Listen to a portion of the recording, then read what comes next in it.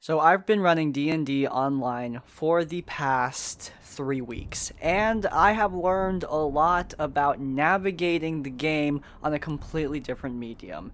In some ways, it has been far easier. In other ways, it has been far more difficult. And so, let's talk about it. I'm going to give you guys a couple of the lessons I've learned about running Dungeons and Dragons online.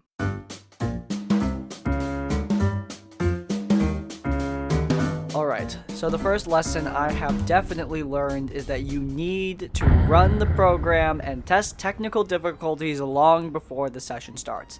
And I mean every single session, because stuff happens. I tested my Foundry user thing way before the game started, and it worked great. We ran a great first session, and then the second session came around. I didn't test Foundry. I thought, hey, it worked last time, why wouldn't it work this time? And guess what? We had to delay the session by an hour and a half because I needed to troubleshoot what was going on with Foundry. And I was lucky to find a solution by just randomly guessing around at what could possibly going on. It's Windows Firewall, that's what broke it. It essentially prevented computers from connecting to the server, which was obviously a really bad thing because it meant no one could join. My recommendation is that before every single session, you test if the program works with a separate computer or smartphone or whatever you can use to connect to the server in your own home. Obviously, this isn't a perfect solution. Your players are probably not in your own home, so it's not exactly the same thing, but it is good to at least see if the program is working and if you need to do any troubleshooting or if you need to delay the session. In my opinion, there's nothing more demoralizing for everyone involved than canceling a session right before it starts. It really sucks. I got lucky that one time that I found a solution, but if I didn't, that would have been really demoralizing. It would have really soured my day. If you don't have a device to do that kind of troubleshooting, or things just happen anyway because, technology, I do recommend joining Discord servers. I know that sounds really general. I mean joining support discords for whatever program you're using. Foundry, Roll20, they all have discords that can help you with troubleshooting whatever issues you have. It's really awesome. And joining a community like that can help build up ideas. Being a part of a community is just really helpful when you're DMing a game. Speaking of Discord servers, tip number 2 is make your own, or at least set up some kind of text chat with your party. It is really important for scheduling and getting campaign images to them and immersing them in general. I've used our Discord server to send campaign images, I've used it to schedule, I've used it for initiative, I've used it even for dice occasionally. It is really helpful for the entire group to set up, even if it isn't a Discord server, some kind of text chat. I think that is a must for any sort of online tabletop game, especially on the scheduling front. Everyone, and I mean almost everyone, thinks that tabletop gaming's biggest problem is scheduling, whether it's in person or virtual.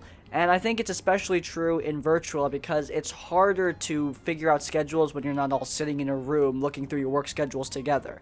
So, establishing some kind of system, scheduling, which is what I've done. I've set up little charts where people hit boxes on which days they're available. It's been really helpful on figuring out when we can play. So yeah, establishing some kind of communication is extremely important for online Dungeons and Dragons, and I'd argue for in-person Dungeons and Dragons as well. Tip number 3, if you're trying to run a story-based game, a VTT really allows you to be incredibly immersive.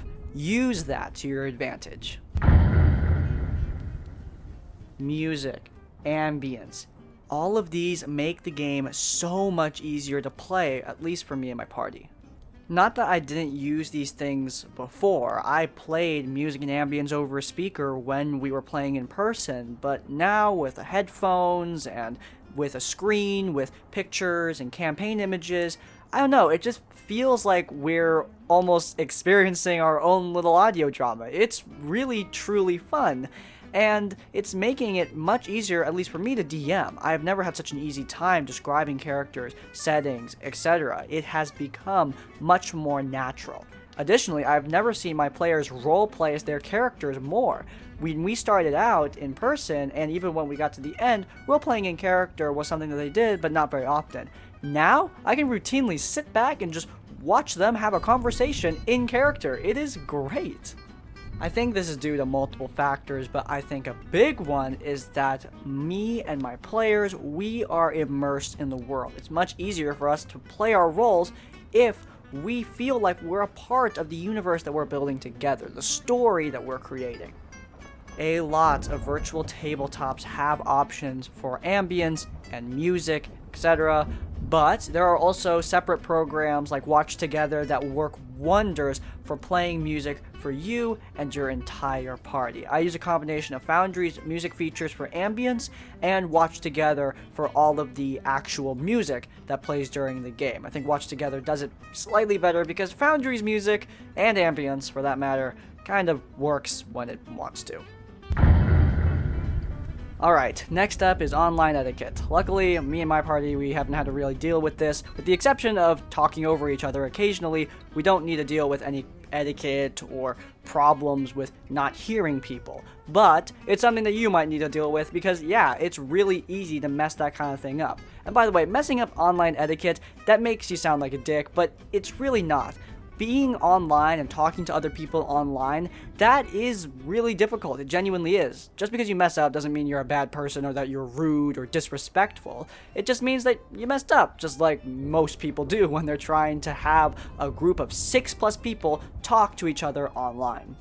Just make sure to listen to people and listen to who's trying to talk. We're using Discord for video calls, and when people talk, their little icon glows green. If I see someone's icon glowed green, but I couldn't hear them because someone else was talking, I'll ask them, hey, were you trying to say something? That can be really, really helpful, and also build up some kind of rapport with your group. There's nothing better than when you're talked over and someone asks you to clarify what you were saying.